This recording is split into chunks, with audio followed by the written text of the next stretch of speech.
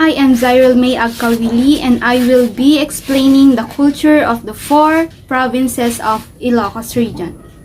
The first one will be Ilocos Norte. For its people, the people of Ilocos Norte are called Iloco or Ilocanos. The language is spoken in Ilocos Norte is or are Ilocano, Isnag of the East, and Fire Ata in Corimao. Ilocos Norte has many festivals. First one is the Tan-Ok ni Ilocano Festival, the Festival of Festivals. Tan-Ok means great in English. That's why Tan-Ok ni Ilocano means the greatness of the Ilocano.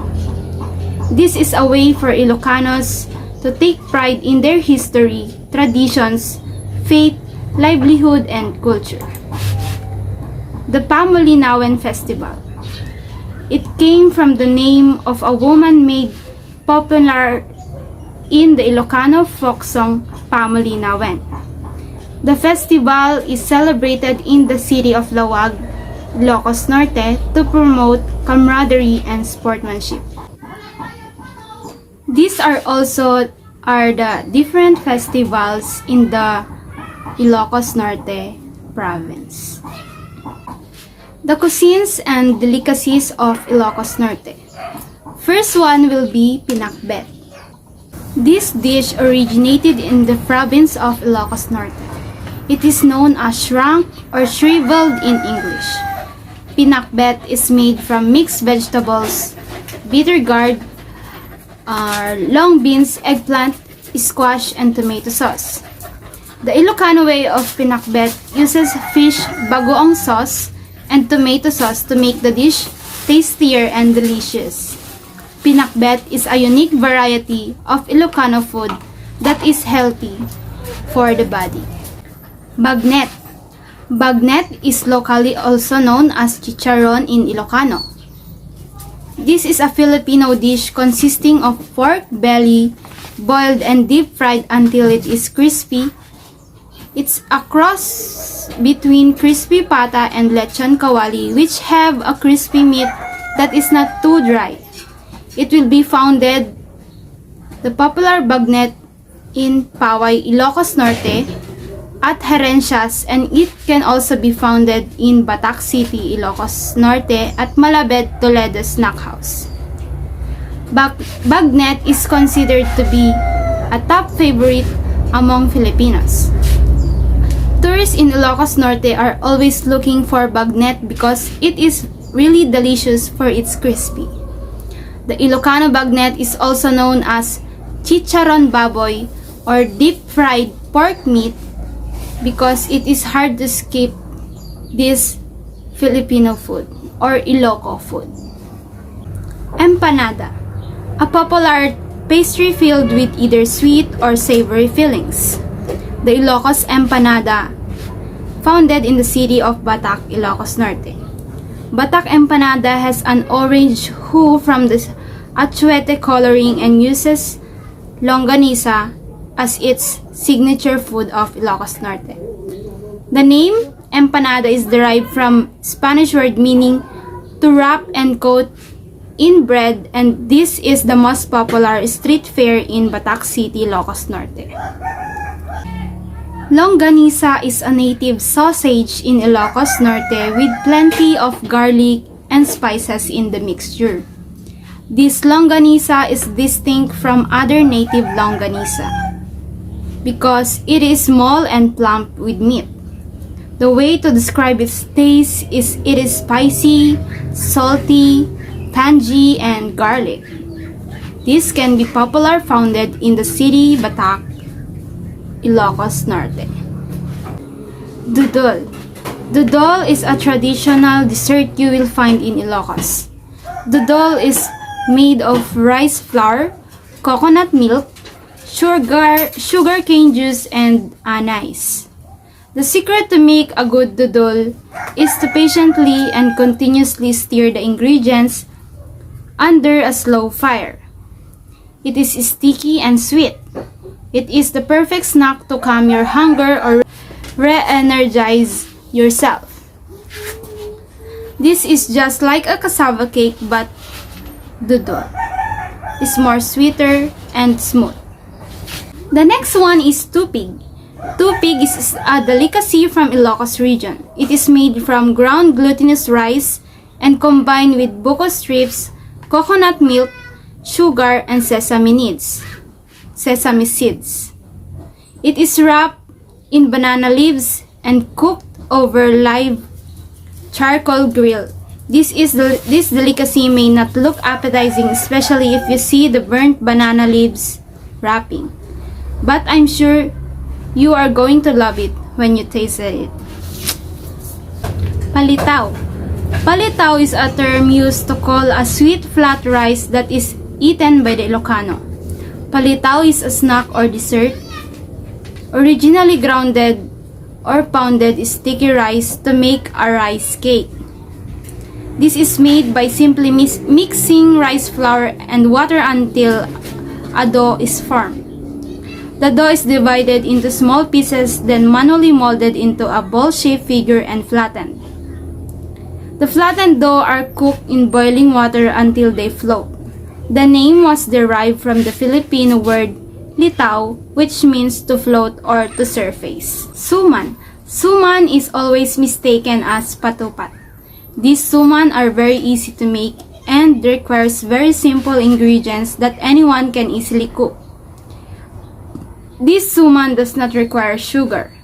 You can just simply dip any sweet syrup, sugar sprinkle, or partner with sweet ripe mango upon serving.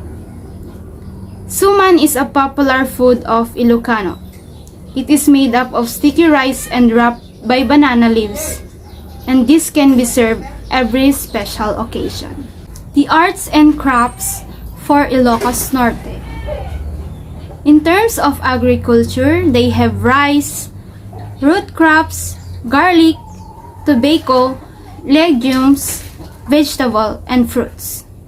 For fisheries, they have tilapia and assorted fishes. For livestock, there are swine and cattle. For cottage industries, loom weaving, furniture, ceramics, and ironworks.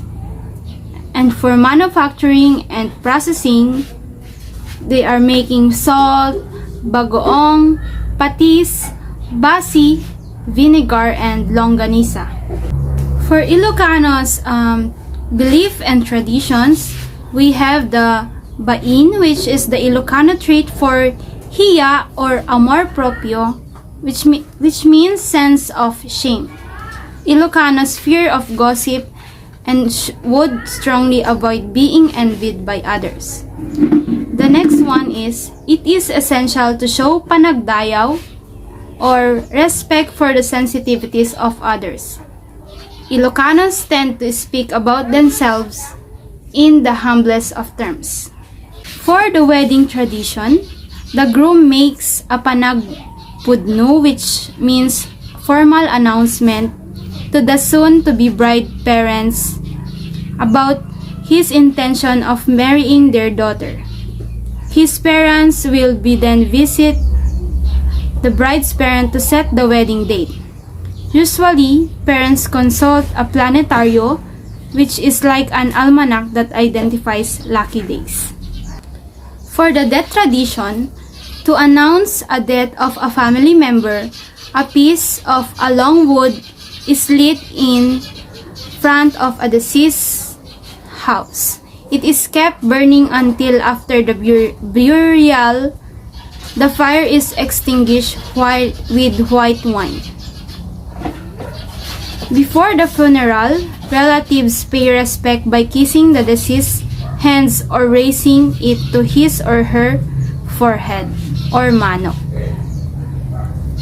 Those who attended the burial in the cemetery must return to the deceased's home by making a different route from the one they've taken to get there. Upon arrival, they must wash their faces and hands. It is said to remove the power of death. The next province will be Ilocos Sur.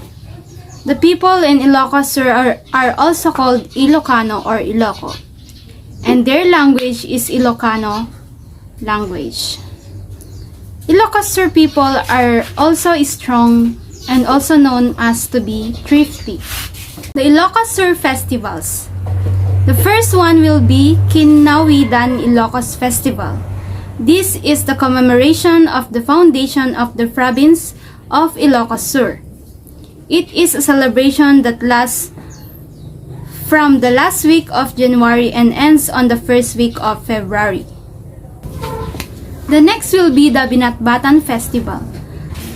The festival got its name from the Iloco term batbatin or separating cotton balls from the seeds of the local fruit tree Kapas Sanglay. The cotton balls are then spun and used in weaving the abel, which Chinese merchants then residing in Ciudad Fernandina, the vegan of old, exported and which was among the local products shipped during the galleon trade from the 15th to the 18th century. Next will be the Pinakbet Festival.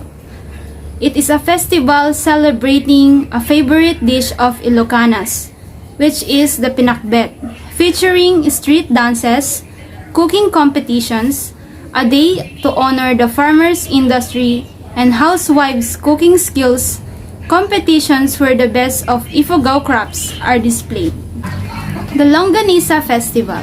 The Longanisa Festival of Vigan City, held every January 22, features the longest longanisa with the hope of entering to the Guinness Book of Records as the longest longanisa of the world. The longanisa plays a major role in promoting the identity of the city as a major producer of longanisa, which is famous not only locally but also abroad. The Sinait Garlic Festival. It happens during the 1st to 3rd of May that showcases the talent, ingenuity, and hard work trait of Filipino farmers in various competition form.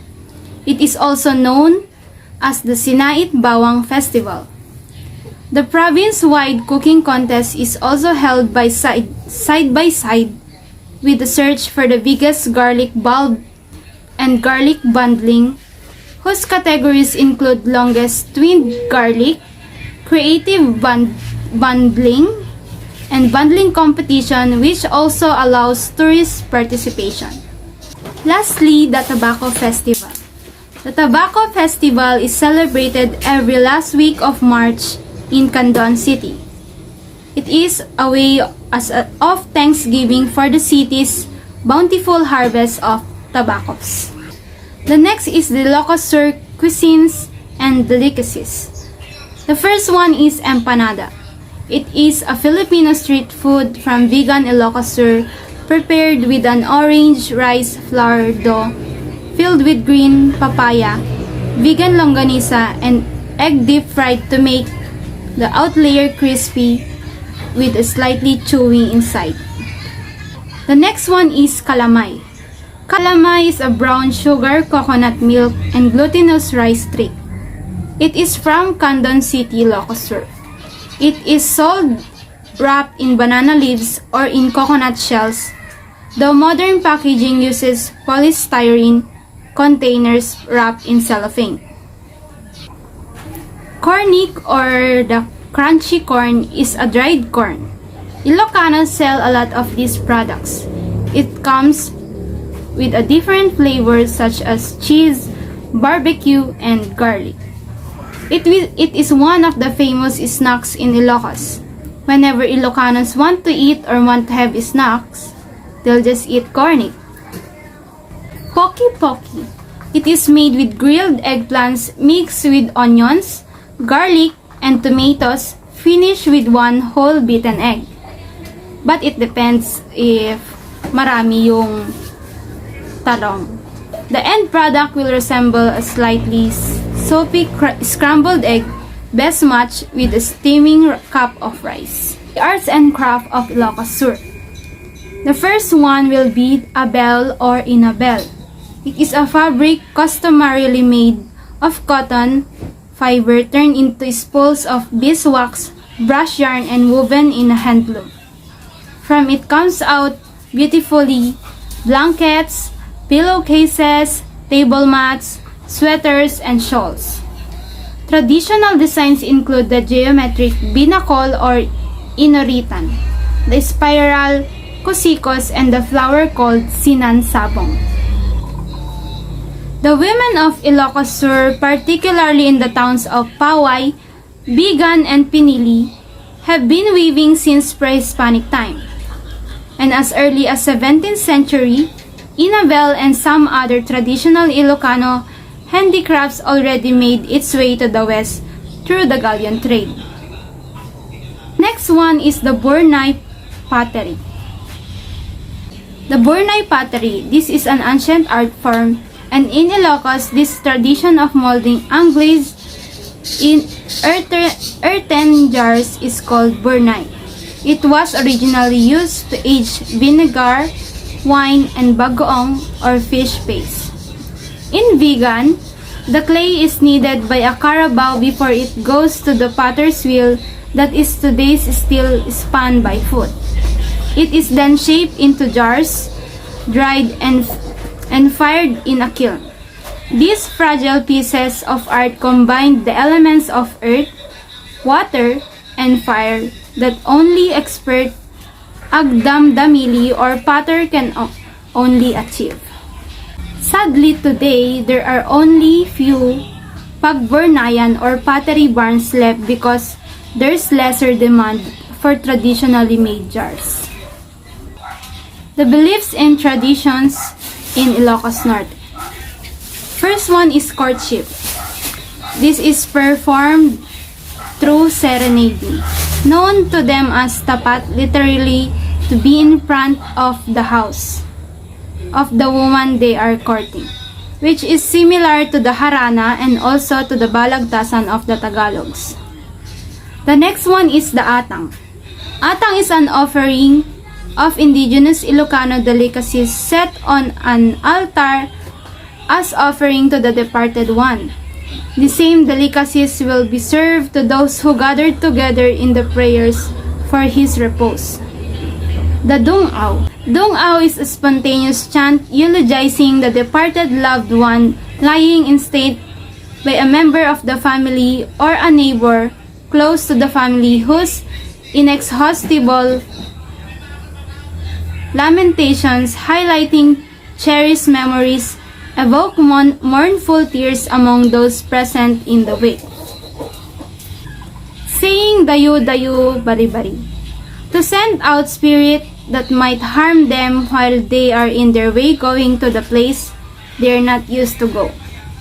This practice is usually done when they are on their way going home from a creepy or far place.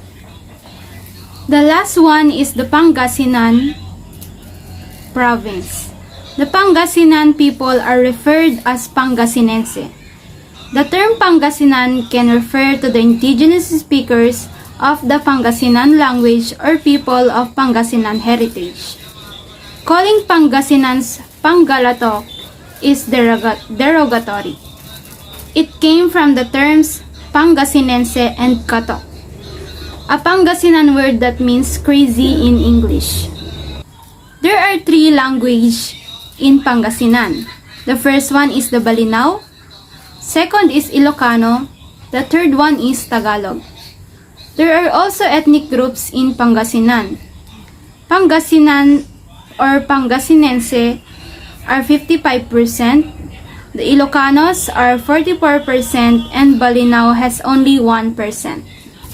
Bangos Festival is celebrated annually in Dagupan City in Pangasinan.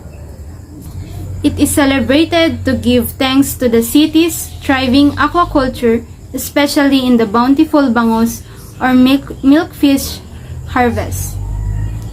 It is one of the Philippines' tastiest celebration, starting from the 3rd of April until the end of the month. Their cuisines and delicacies. Pigar-pigar. Pigar-pigar is a thin beef slices sautéed in onions and cabbage. It is a popular pulutan in Dagupan City, Pangasinan. It is also commonly served on top of hot rice.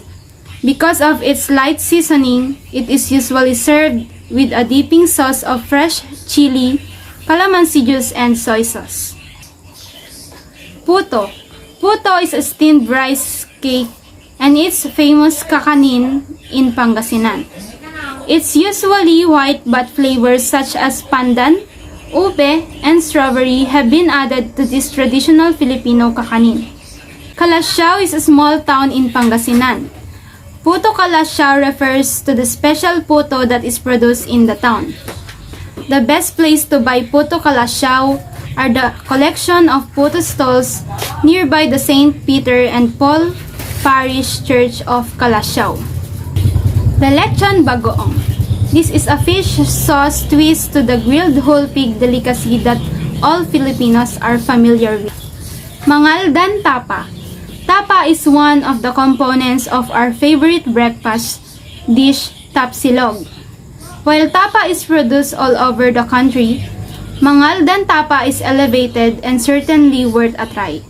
Tapa is cured and marinated beef that is cooked by pan frying. It is usually served with rice, veggies, or fried eggs. Mangaldan tapa offers tender beef that is seasoned perfectly. It is not too salty or sweet but is the perfect balance of the two tastes. The best tapa in Mangaldan is from Celias, a small-time home cook who turned her tapa recipe into a household business. Their arts and crafts are the bamboos and rattan crafts. They make baskets, vases, like that, and also swings. Another one is also the Walis Tambo.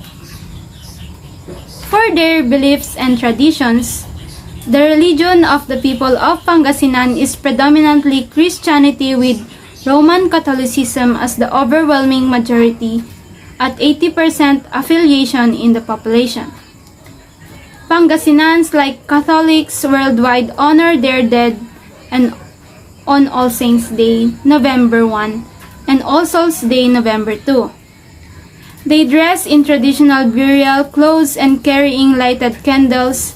Pangasinan cantor or singers stop at neighbors' homes where they receive sweetened rice cakes as rewards for their singing. The next one will be the tourist attractions of the 4 provinces of Ilocos region. So Marilyn, take it away!